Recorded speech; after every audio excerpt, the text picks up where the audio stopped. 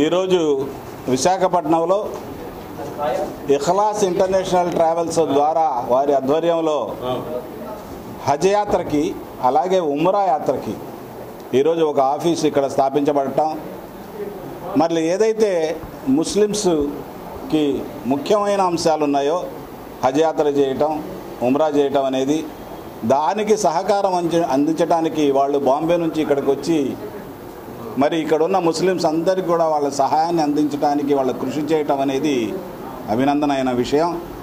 ముఖ్యంగా ఈ సందర్భంగా మనం తెలుసుకోవాల్సింది ఏంటంటే, ముస్లిమ్స్ ఇస్లాం మతం ద్వారా కొన్ని విధులు 5 రకాలైన విధుల్ని ఖచ్చితంగా పాటాల్సిన అవసరం ఉంది.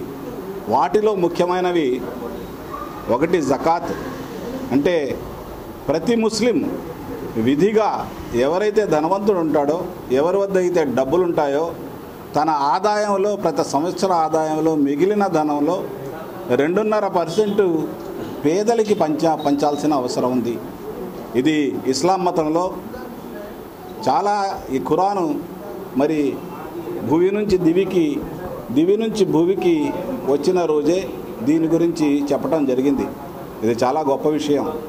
ఏదైతే మనం ఈరోజు అనుకుంటాం పేద బడుగు బలహీన వర్గాల్ని ఆదుకోవాలనేది, అది ఇస్లాం మతంలో పుట్టుక నుంచే దాన్ని ఆచరించడం జరిగింది. మరి అదేవిధంగా మరి ఈరోజు మరి అదే కాకుండా ప్రతి ధనవంతుడైన ముస్లిము తన జీవిత కాలంలో ఒక్కసారైనా సరే విధిగా ఎక్కడైతే ఇస్లాం మతం స్థాపించబడిందో, ఎక్కడి నుంచి అయితే ఇస్లాం మతం ప్రపంచం అంతా కూడా వ్యాపించిందో, మరి ఆ ప్రదేశాన్ని సందర్శించి అక్కడ ప్రార్థనలు చేసి అక్కడ మరి పుణ్యాన్ని సంపాదించుకోవటానికి అందరూ కూడా విధిగా వెళ్ళాల్సి